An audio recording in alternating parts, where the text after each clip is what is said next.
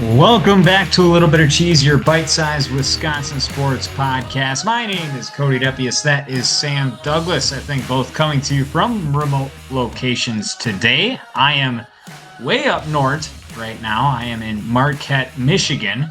That is in the Upper Peninsula. For those of you communists that don't know, Wisconsin still has not taken over this land. I have no idea what we even think that we're fighting against, but I think it'd be a pretty easy battle to take over this little chunk of land up here. I don't know if we need it, but I can say after the events of this past weekend, a lot of very sad Michiganders, I can say. Sam, you are coming to us from I don't know where you're from. You have a background today. Yeah, I'm on a beach in Hawaii right now, Cody. I've got my feet kicked up. I'm ready to relax. I have seen all that I need to see from both the Brewers and the Packers. I'm ready for the postseason to get here. I'm ready for the Super Bowl. I'm ready for the World Series. So I'm just chilling on a beach until then. Sam is not on a beach. For those of you listening on the Spotify, he has one of those Zoom backgrounds. We could do a lot of cool things with those. We could be in space. We could be wherever we want to be. And I can tell you where we want to be probably is not Marquette, Michigan. Let's get into it. Packers this past Sunday, a 27-13 win over Detroit. This is a game where the score is almost deceiving. It could give you the idea and the conception that Detroit had a chance in this game. From the moment that Micah Parsons stepped on that field at Lambeau Field on Sunday, the Detroit Lions did not stand a single chance of winning that football game. And I know that this isn't news to anybody that's listening here, but Micah Parsons is a Green Bay Packer. We have a lot to go over after we missed last week. But Sam, a lot of things have gone on. I know you're riding the highs. You think you're in Hawaii. Take us through what's going on in that Naga years. This team is so legit. It's married everything. Micah Parsons was the answer. He is the answer. Reggie White was the answer. Micah Parsons is the answer. We've seen this story before. I'm ready for the Super Bowl. We talked about the two big issues of this team, and we also talked about this team not having any glaring issues because we were pretty sound across the board. Even the defensive line up front had Kenny Clark and Rashawn Gary, but we talked about everything being married together. How do you do that? Micah freaking Parsons, man. What's going to help out a struggling cornerback room? A whole lot less time to throw. What's going to help out a pass rush? I don't know. One of the top 3 pass rushers in the league, off to one of the hottest starts, the hottest start that any pass rusher has had since Reggie White himself. He's the answer. He fit schematically, theoretically. We thought it was going to be fantastic. And then you saw it on the field, and it was exactly everything that we wished it would be. He came away from the day, I believe, with only 1 tackle and 1 sack, and the sack came late, but the impact was there. The interception that Jared Goff threw was a result of the Micah Parsons bull rush. The Lucas Van Ness sack is a result of having Micah Parsons on the field. It is the great tie together of a defense. It is the reason that defensive ends are making as much money as your Jamar Chases, as your Justin Jeffersons, as some quarterbacks in this league. I think he's making more than Baker Mayfield, but a chunk of quarterbacks, because that's the quarterback of your defense. That is the great game changer. And we got one of them. Like, what? And it showed up. This defense played incredibly. We do need to throw the caveat out there that this is the Detroit Lions team playing for the first time in years without Ben Johnson and Aaron Glenn. They lost both of their coordinators, and this is their first regular season game without those guys. But this Detroit Lions team is still a playoff team. They're still really good, and they did not look that at all against this wagon of a Packers team that has 0 weaknesses. Micah Parsons, as he stated, he is the highest paid NFL player that is not a quarterback. He did get a $48 million year extension from Green Bay immediately after the trade. For those that don't know the particulars of the trade, Green Bay sent 2 first-round picks and Kenny Clark over to Jerry Jones in Dallas, who says that he needed to improve his run defense, and that's why he traded away Micah Parsons, and that he might get a couple of really good players with those first round picks that he traded away Micah Parsons for. It was comedy in the sense of how Green Bay went and acquired him. And I have to apologize here on the podcast. You and I gave no discussion to the rumors that were going on and surrounding Micah Parsons because I don't think either of us thought that it was possible. I didn't think that this was something that Brian Gutekunst was actually going out to do, and I didn't think this is something that Dallas would have been dumb enough to accept. Two first round picks from a Green Bay team that is not going to have you picking anywhere than higher than 24 over the course of these next 2 years. A Kenny Clark who had easily his worst season in the NFL. He's about to turn 30. I didn't see any upside there. We had this discussion here on the podcast. He had a really bad year last year, actually, but Jerry Jones loves him some old aging name he could stick there in the middle of his defense to just eat away cap space and waste away the rest of his career. But Green Bay, what they bring in, and for the next I don't know if it's 5 years, but for the next foreseeable future here in Green Bay, you are going to have at least an above average defense that is going to give you an opportunity to win week in, week out. And if he's healthy, you're there and you're going to be able to try to make a run for the Super Bowl if you can make it there to the playoffs. He completely changes your defense. He makes everybody else on that field better. Like defensive, Lucas Van Ness looked like a force back on Sunday. And I don't know if this Good. was because of what he did in the offseason. Of course, we've heard things out of practice that he made a lot of improvements. He's really accepted the new coaching well there on that defensive line, but he looked like a force. Rashawn Gary looked like a better player than what we saw last year. And up the middle, Colby Wooden was great. Devontae Wyatt even getting that sack that closed out the game. Everybody and the linebackers flying to the ball. That might have been one of the best Quay Walker performances we've ever seen. He was outstanding. Mhm. And Edgerrin Cooper might be in consideration for Defensive Player of the Year with Micah Parsons. Those two together, both of them, the speed, the athleticism, the intelligence, the way that they fly to the ball is something that I have never seen in my lifetime watching a Green Bay Packers defense. I have not seen a pass rusher and middle linebacker combo that we have right now. And the defensive secondary, Evan Williams making his name. Xavier McKinney is still a stud. There was nothing over the top with Jamison Williams and Amon-Ra St. Brown. Jared Goff didn't have a chance. He was captain check down all day. And the corners, they were still missing Nate Hobbs, and they were shut down. Goff was held to just 225 yards passing. Of course, a lot of that coming in garbage time. Jahmyr Gibbs actually has the least amount of receiving yards in a single game performance of any player in NFL history to have caught at least 10 passes. That's how captain check down it was. The run game couldn't get anything going against this Packers defense. It was as dominant a performance I think I've ever seen out of the green and gold defense. They're flocking to the ball. That's an incredible stat. The fewest ever yards for 10 catches in a game. What did he finish with? I Let's think it check it out. was Was in it the like 5 yards, 20s. something I stupid don't know. like I that? have the box score up here, but it's pretty eye opening when you That's look at it. incredible. I know. And that's the speed. And so something that this Packers team did when they got Micah Parsons is they got younger. Cody, they got younger. This has been the youngest team in the NFL for 3 years now.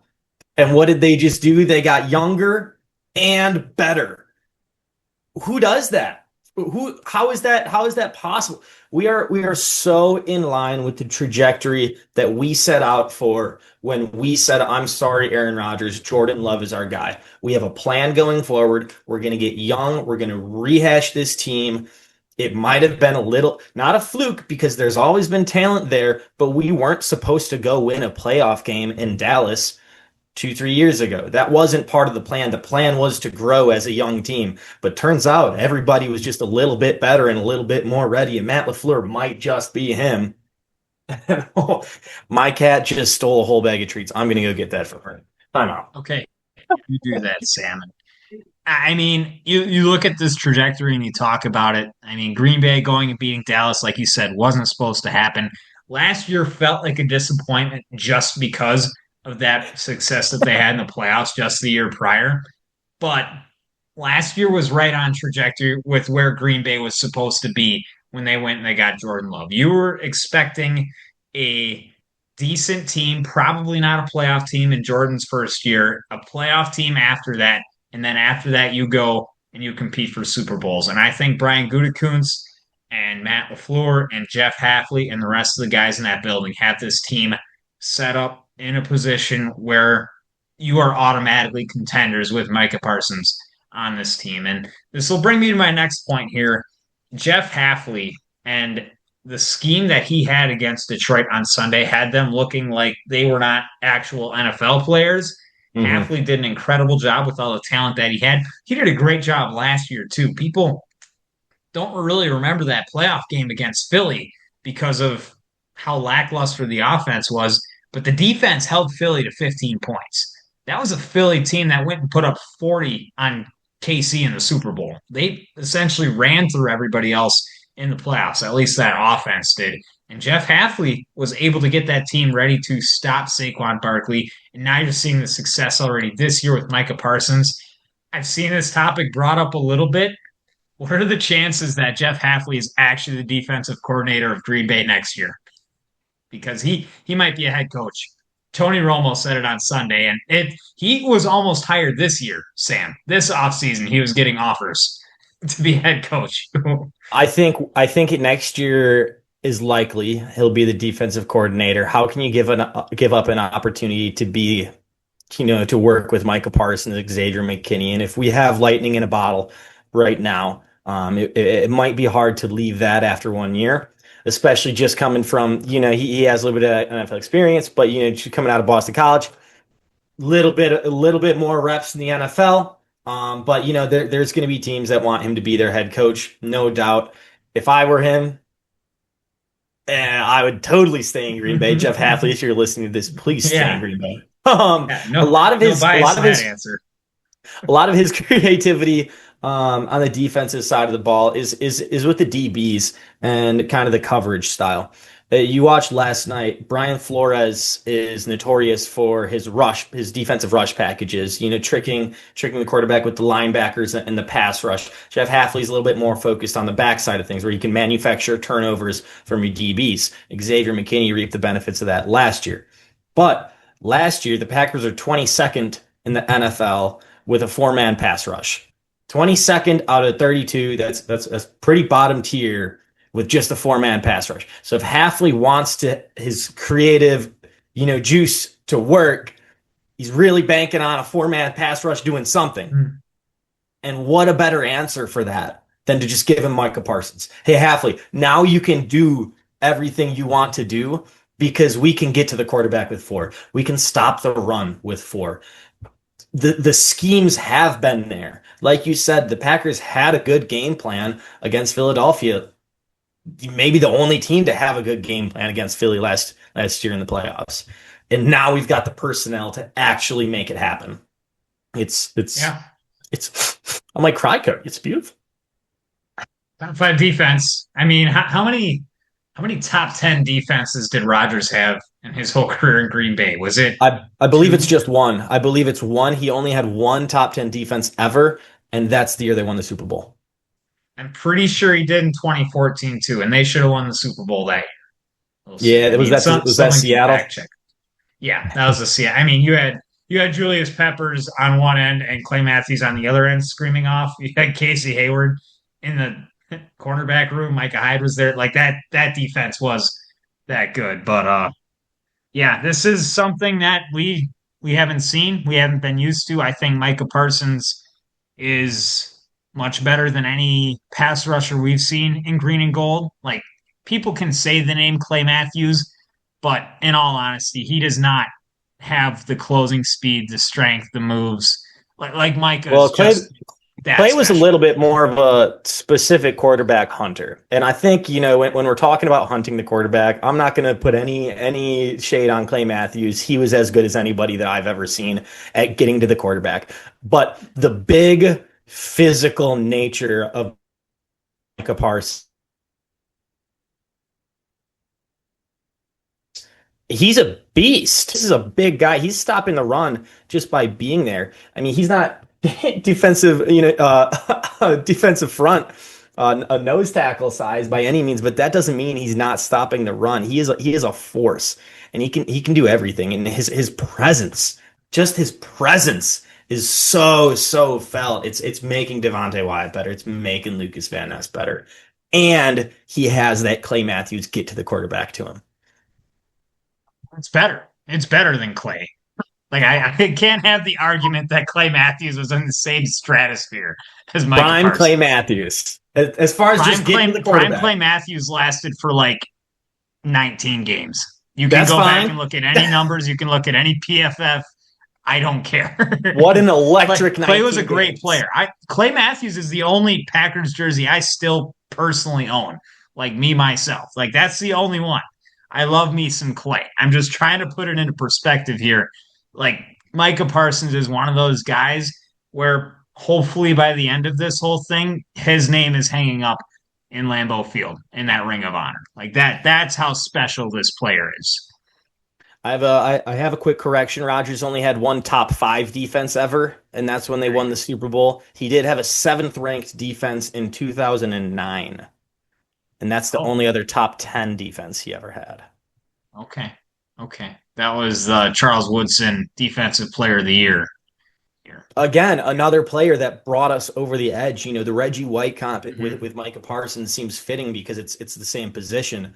But we also did this with, hey, we got a great quarterback, we got a good coach, we have a good off. Let's get a player to push us over the edge, and it worked. And it worked. And the Bucks did this with Drew Holiday. Hey, we have a lot of good things. We feel like we're chomping. Let's just go get that guy that'll push Yeah. us over the edge, the connective piece, the one that fits, not the Damian Lillard, not the flashy guy that is making millions and everybody knows his name, even though Mike Parsons is kind of in that stratosphere. We're not getting the next flashy wide receiver. We're getting somebody that fits, that makes sense. Yeah. And we saw it with Woodson, and we saw it with Reggie White. Cody, if we could go back and pick the games one by one, I think we did this, back in May or something gnarly like that. We picked when the Packers schedule came out. I'm giving us 17-0. I don't know. I can't watch what happened this past week against the Lions and look at any game on the schedule and think that we're the underdogs. I mean, I still will. I'll take the foot off the gas just a little bit because I do remember Green Bay getting throttled by Jacksonville just a couple years ago, week one. Like week one's weird. Remember last year the Saints looked really good against Carolina, and then week two they just spanked the Cowboys, and we thought, oh, this might be a New Orleans team, and then that ended up being one of the worst teams I think I've ever seen assembled. Like I will pump the brakes a little bit, but I am saying top five in the NFL. You are a Super Bowl contender. I mean, we watched a really fun game on Sunday night with Buffalo and Baltimore, and I think you're Oh you're my right gosh, there, yeah. and you compete with those teams. I'm really excited for this week, the Thursday night game against Washington. I'll actually be there. Shout out Mo. Uh, so I'm very excited Sweet. for that. How they're gonna try to handle Jaden Daniels and the mobile quarterback, but when you get down to the depth of it, you need to stop that mobile guy because those really, really good teams, a lot of them have that mobile quarterback who can at least do a lot of things outside of the pocket. And that's one of the biggest things that goes against Jared Goff. He can't do a whole lot outside of the pocket. He can't do a whole lot if that pocket isn't clean. That Detroit offensive line is a lot different than it was last year. I think they're a little bit weaker on that left tackle side. I think Taylor Decker getting a year older doesn't help them. Of course, Glasgow not being the center and losing their coordinators, you saw the effects of it. There's still a lot of talent on this team. I wouldn't be surprised if Detroit can handle business against Green Bay when they play later this year. But I think Green Bay is at the top of the NFC North. I don't know many people that would dispute that after seeing not just the win, but the level of domination that Green Bay had on Sunday. That was a fun game. I will never ever forget Micah Parsons chasing down Jared Goff for his first sack as a Packer, and then just the moment and feeling that moment to just throw up the number one, like right in front of Green Bay's sideline. And we have that picture of him holding up number one and the whole sideline going nuts. I will never, ever forget that moment. It feels like the start of something that we kind of just book it and say, this is where we knew that this team could do it. I think the moment for me is the first time he came on the field, right? The third down. Mm. That place was rocking, Cody. It felt like a playoffs fourth down, a minute to go, and it was just third down at Lambeau. It was just the first quarter, the first play Micah Parsons ever came in. That place was so loud. And he bull rushed. He didn't get a tackle or a sack or anything, but the impact was felt, and I think everybody in there knew that this guy is special. Did anything concern you over Sunday? It looked like a pretty flawless game from the Packers. But Um, did you see anything that it has some rust to be worked out? Jordan Love had his dummy throws. They were back to back. Uh, Yeah, they were. like, one of them was called back because of a penalty, and the other one was dropped by Anzalone. They were dumb, they were stupid, and they panned the camera right to him after he made those throws, and you could kind of see like the disgust he had in himself. It's like, oh, come on, why did I do that? And that's kind of what everybody was thinking in those moments. Like, thankfully, they weren't intercepted. Thankfully, that flag was thrown for him, but I other than that, he had a couple of like two misses. Other than that, and then everything else was perfect for Love. He had some beautiful throws on Sunday, which I think that's kind of what you're going to get with Jordan Love. You're going to get dang near flawless football, but you are going to get one or two dummy throws a game. I hope that he cleans it up, but I'm not going to put that expectation on him anymore. I'm going to have that where every single game, once or twice. You hope it's not in those crucial moments. You might get a dummy throw. I think that's going to happen. The run game was not great. They couldn't do a whole lot early, but it ended up being okay because Love and the rest of the receiving core got they got going early. I think Jacobs is going to be fine. I am concerned with Zach Tom getting injured. Of course, it's a hip thing that's going on. Hip groin, I think, is what they're listing at. He did not practice today. Uh, so that means you're probably going to see a mixture of Kennard and Belton on Thursday. I'd be very surprised if they suit up Tom for that game, just how early it is in the season. And Not I think worth they it. feel pretty confident with Hmm. Kennard looked good. And like we've seen the tape on him now, I feel fairly comfortable with him lining up at right tackle. Jordan Morgan stepped in. He looked okay as well. But those are really my only concerns. And I will say for everybody who does have Green Bay receivers on their fantasy team, I'd be concerned for all of them too, Yeah. because they have so many mouths to feed. Honestly, I love it. You have a well oiled machine, you have so many options to go to. I know Sam has a disagreement to this point on this. He wants a superstar, he wants Jaden Reed to be that wide receiver one on his fantasy team.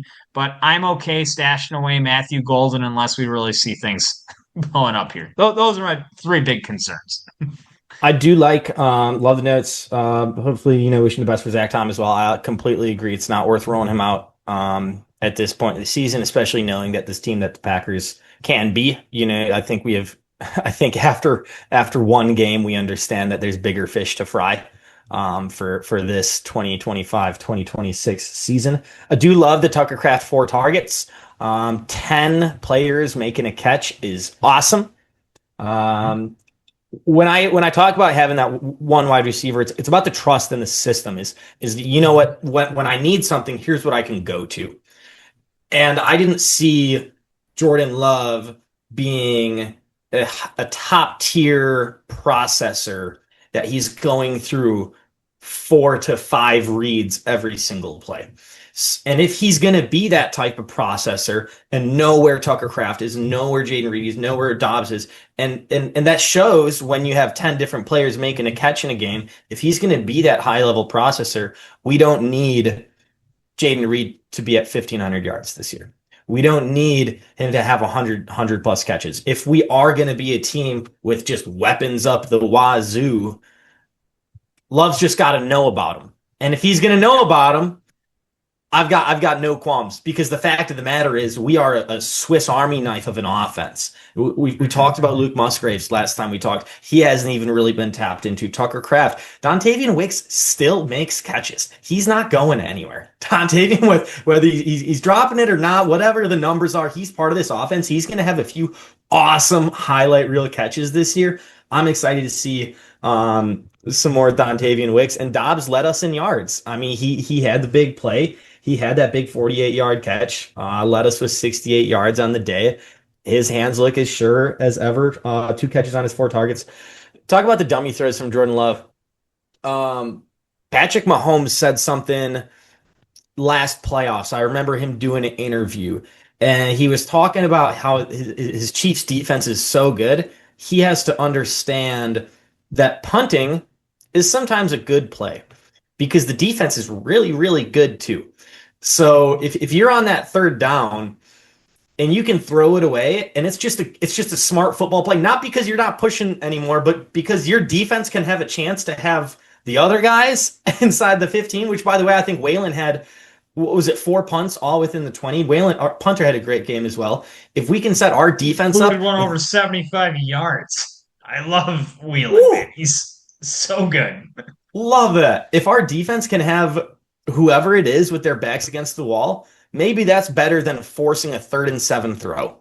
So that's another level for Jordan Love to understand that Mahomes touched on. And it's just one of those fine-tuning things that you're going to get to as a veteran quarterback, where you understand that, hey, maybe punting is a good idea. Obviously, we hope to see not much Daniel Whelan at all, but if he is going to be a 75-yard punter, sometimes knowing that he's available, that our defense is also dogs that can be an attacking force for us, not, oh, bummer, the defense is on the field. No, this defense can make plays for us. They can cause turnovers. They can create sacks. They can get us a safety. This is a whole nother unit of offense for us, is also something we haven't seen since that 2009, 2010 era. Yeah. Yeah. Well said. Things will change. I hope that Jordan Love can continue to progress in that sense. Like I said, I just personally, I think for my own well-being, I'm not going to put that expectation on, because then I'm just going to be really frustrated when they come up. We're going to see dummy throws. I think it's ingrained into that hardware there. And Green Bay, I think, can win even with that in the hardware. Brett Favre did it. Brett Favre was fine. Brett Favre threw 22 interceptions every year, and he ended up being okay. Like, he had enough dummy throws. Yeah, he was going to make the Superman plays too, but I think Jordan's got enough in him as well. This team's well oiled. I thought the offensive line had an incredible day against a really good Lions pass rush. I mean, Aiden Hutchinson was unheard of. I don't think the first sack in the game happened until the third quarter, and of course it was Green Bay. They were awesome. Run blocking, I want to see a little bit more, but like I said, this Detroit front seven is solid, especially in the run game. You have to give them their flowers there, but no, just an awesome game. A lot of things to be excited for. Really excited for that Thursday night game. I think that's going to be a lot of fun. Hopefully, my streak of bad luck of me going to Lambeau Field ends coming up on Thursday. We do a little bit of Brewers talk. Reese Hoskins is back in the lineup. The standings right now for Milwaukee, there is a way that they could actually clinch the playoffs tonight. I think they would have to win. Cincinnati would have to lose. I think the Dodgers would have to lose, and I think San Diego would have to lose too. But all things considered, here on September 9th, the Milwaukee Brewers are in the playoffs. They are, 7.5 games up on Chicago. So they have won the division, essentially, to this point. In the race for the number 1 seed, they are, I believe, 5 games up on Philadelphia. So it is essentially play 500 ball, and you're going to be the number 1 seed in the National League. So I'm going to be completely honest. I have not watch this team all that much. And at a point where it feels like they haven't played that well of baseball in the last couple of weeks, they're still 6-4 in their last 10. That's how they do it. They're going to get it done. Reese Hoskins is back, like I said. It'll make a bit of an interesting lineup, I think, here with Andrew Vaughn and Jake Bauers, both pretty essential, I think, for Milwaukee right now. But this team's ready for the playoffs. Now you sit guys, you rest them, you get them healthy and ready to go. Any comments from you on these last couple of weeks of Brewer ball where they haven't had to do a whole lot? I was at a music festival this past weekend in Kansas City. Shout out to Dance Festopia. It was a fantastic time. But I checked out the Brewers games just to see how we're doing. What's the status quo? We did have a game where we scored 10 runs without a single home run. And that's all I needed to see. Brewers are still brewing, still got it in the tank. Reese is going to come up. You know, we can throw anybody on this roster other than Yoel Payamps, and I'm going to feel good about it. That being said, Yoel Payamps is unfortunately back on this roster, which has put a bit of a dark spot in my life. But Yeah. you know, with the right diet and seeing a therapist, I think I'll be able to make it through. Hopefully, Payamps is back down to AAA soon. Yeah, I mean, I think the rest of us can stay the same or say the same. It does bring us to a big point. Milwaukee's bullpen is really banged up right now. Trevor McGill is on the IL. I don't think we've covered that. Shelby Miller's done for the year. His career might be towards the end of it. He has at least a UCL sprain, might need Tommy John. Nick Mears went on the IL. They said very precautionary, but of course, you still don't like to see that with just a few weeks left in the regular season. Grant Anderson still kind of holding down that spot in that Brewers bullpen. Eric Fetty is there as well as Yoel Payamps, Rob Zastrizny. So they got arms to get through this little stretch here, but you're kind of just waiting until they get healthy, and you hope that they are ready and not just healthy, but full go and at their best when the playoffs come around. Because I would just hate to have that conversation of, yeah, Milwaukee was right there again, but the bullpen couldn't do it anymore. So it is enough to mention, but baseball's funny. You can have Rob Zastrizny might be a playoff superstar. I'll say that too. He might Aaron be. Ashby He's the could. one that I've had my. So Strincy's the one that I've been hoping he showed a little bit of flashes of being able to step up. So if Yeah, somebody is going to be actually reliable outside of Ashby, who we've seen done it. Ashby's done it for me. yeah, Between Ashby and Uribe, I think those are two dogs. And and yeah. and we will have a little bit of time off before we play our first game in the playoffs. Yep. Yeah, you will have some time to get guys healthy. So that we'll go to the cheese grater. We'll be a little bit Cody's quick with it. I frozen. only have Shout two out down here. Marquette's connection.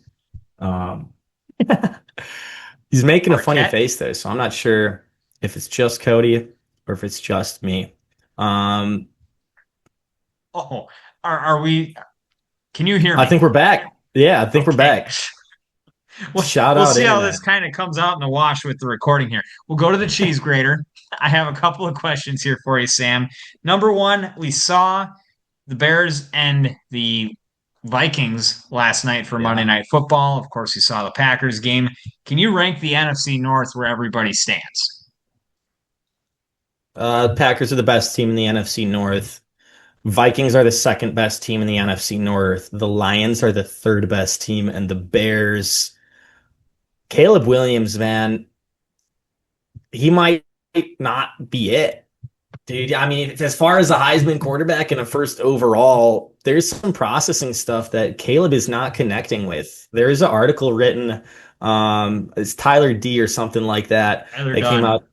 Tyler, yeah, saying Yep. front office of Chicago, and this is hearsay. This is someone else's words, but Caleb Williams might have dyslexia, and that's what they're thinking. They didn't tell the coaching staff last year because they think he struggles with dyslexia, which a lot of people do, and they can work with it and still be functional.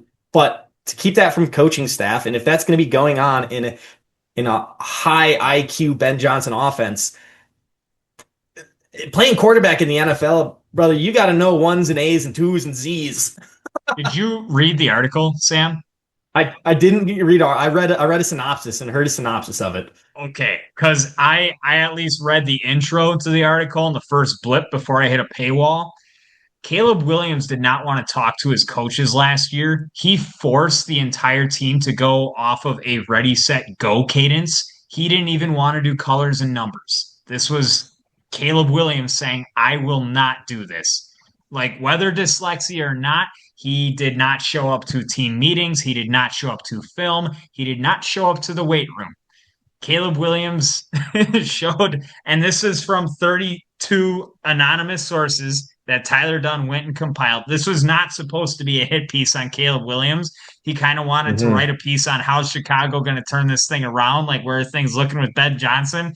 And he got all this insight into how terrible of a teammate Caleb Williams was last year and how little he cared about the little details of being an NFL quarterback and the main fact that he is playing just off of sheer talent right now and playing backyard football.